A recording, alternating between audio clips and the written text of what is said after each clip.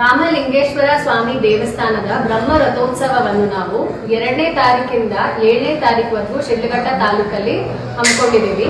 ಮತ್ತೆ ಅದರದ್ದು ಮೂಲ ಬ್ರಹ್ಮೋತ್ಸವ ರಥ ಯಾವ್ದಿದೆ 3ನೇ ತಾರೀಕಿಗೆ ಕಾರ್ಯ ಇದ್ದು 1:00 ಮಧ್ಯಾಹ್ನ ಎಲ್ಲ ಭಕ್ತಾದಿಗಳಲ್ಲಿ ಮತ್ತೆ ಸಾರ್ವಜನಿಕರಲ್ಲಿ ವಿನಂತಿಸ್ತೇನೆ, ಎಲ್ಲರೂ ಅತಿ ಹೆಚ್ಚಿನ ಸಂಖ್ಯೆಯಲ್ಲಿ ಬಂದು 3ನೇ ತಾರೀಕಿಗೆ ಬ್ರಹ್ಮ ರಥೋತ್ಸವದಲ್ಲಿ ಭಾಗಿಯಾಗಿ ವಶೆಟ್ಟಳ್ಳಿ ಹೋಬಳಿಯ ನಲ್ಲಾಗಳ್ಳಿ ಗ್ರಾಮದಲ್ಲಿ ಇದು ಹಮ್ಮಿಕೊಂಡಿದ್ದೀವಿ.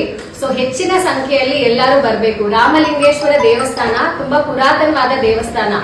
ಇದು ಒಂದು ಹಿಲ್ ಟಾಪ್ ಮೇಲಿದೆ, ತುಂಬಾ ಚೆನ್ನಾಗಿದೆ. ಆ ಲ್ಯಾಂಡ್ಸ್ಕೇಪ್ ಮತ್ತೆ ಇದು ತುಂಬಾ ಚೆನ್ನಾಗಿದೆ. ವಾತಾವರಣನೇ ಶಿವಾನೇ ಮೇಲ್ಗಡೆ ಪರ್ವತದ ಮೇಲೆ ನೆಲೆಸಿರೋ ತರ ವಾತಾವರಣದಲ್ಲಿರೋದ್ರಿಂದ ಎಲ್ಲ ಭಕ್ತಾದಿಗಳಿಗೆ ಅತಿ ಹೆಚ್ಚಿನ ಸಂಖ್ಯೆಯಲ್ಲಿ ಬಂದು ನಮ್ ರಥೋತ್ಸವನ ಅತಿ ಹೆಚ್ಚಾಗಿ ಚೆನ್ನಾಗಿ ಮಾಡಿ ಈ ಸಲ ತುಂಬಾ ಚೆನ್ನಾಗಿದೆ. ವಿಜೃಂಭಣೆಯಿಂದ ಆಚರಿಸ್ತಿದೀವಿ. ಮುಜರಾಯಿ ದೇವಸ್ಥಾನ ಆಗಿರೋದ್ರಿಂದ ಎಲ್ಲರೂ ಬಂದು ನಿಮ್ಮ ಬೇಡಿಕೆಗಳು ಏನೇನಿದೆ ದೇವರ ಕೃಪೆನ ಪಡ್ಕೊಂಡು ಹೋಗೋದಕ್ಕೆ ಆಶಿಸ್ತೀನಿ. ಮತ್ತೆ ನಾವೆಲ್ಲ ನಮ್ಮ ಮುಜರಾಯಿ ಇಲಾಖೆ ವತಿಯಿಂದ ಈ ಕಾರ್ಡ್ ಕೂಡ ಪ್ರಕಟಣೆ ಮಾಡಿ ಎಲ್ಲಾ ಭಕ್ತಾದಿಗಳಿಗೂ ತಲುಪಿಸಿದ್ದೀವಿ. ಎಲ್ಲಾ ಗ್ರಾಮಗಳಲ್ಲಿ ಮತ್ತೆ ಗ್ರಾಮ ಪಂಚಾಯತಿಗಳಲ್ಲೂ ಕೊಟ್ಟಿದ್ದೀವಿ ಇದನ್ನ.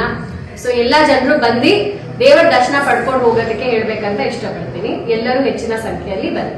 ಸೌಕರ್ಯಗಳಿಗೆ ಯಾವ್ಯಾವ ಇಲಾಖೆ ಜೊತೆ ಸಂವಾದನೆ ಹೊಡಿಸ್ಬೇಕು ಎಲ್ಲ ಇಲಾಖೆಗಳ ಹತ್ರ ಮಾತಾಡಿದೀವಿ ನಾವು. ಸ್ವಚ್ಛತೆಗೆ ಅವ್ರಿಗೆ ಗ್ರಾಮ ಪಂಚಾಯತಿ ವ್ಯಾಪ್ತಿಗೆ ಬರೋದ್ರಿಂದ ಎಲ್ಲ ಸ್ವಚ್ಛತೆ ಕಾರ್ಯನ ವಹಿಸೋದಕ್ಕೆ ಹೇಳಿದೀವಿ ಅವ್ರಿಗೆ.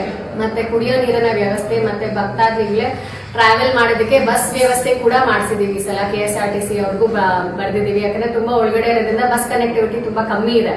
ಸೊ ಅದ್ರದ್ದು ಒಂದು ವ್ಯವಸ್ಥೆ ಮಾಡಿದೀವಿ. ಸೊ ಜನರು ಬರೋದಕ್ಕೆ ಏನೇನ್ ಸೌಕರ್ಯಗಳು ಮತ್ತೆ ಸೌಲಭ್ಯಗಳು ಬೇಕು ಅದಕ್ಕೆ ನಾವೆಲ್ಲ ನಮ್ಮ ತಾಲೂಕು ವತಿಯಿಂದ ಎಲ್ಲಾ ಇಲಾಖೆಗಳು ಸೇರಿ ಒಟ್ಟಿಗೆ ಮಾಡ್ತಿದೀವಿ. ಸೊ ಎಲ್ಲ ಸಿದ್ಧತೆಗಳು ಪ್ರಗತಿಯಲ್ಲಿದೆ ಮಾಡ್ತೀವಿ. ಸೊ ಪೊಲೀಸ್ ಸಿಬ್ಬಂದಿಗೂ ನಾವು ಮಾತಾಡ್ಬಿಟ್ಟು ಅಲ್ಲಿ ಬ್ಯಾರಿಕೇಡ್ಸ್ ಹಾಕ್ಬಿಟ್ಟು ಹೇಗೆ ಟ್ರಾಫಿಕ್ ಮ್ಯಾನೇಜ್ಮೆಂಟ್ ಮಾಡ್ಬೇಕಂತ ಹೇಳ್ಬಿಟ್ಟು ಅದನ್ನು ಒಂದು ಮಾತಾಡಿದೀವಿ.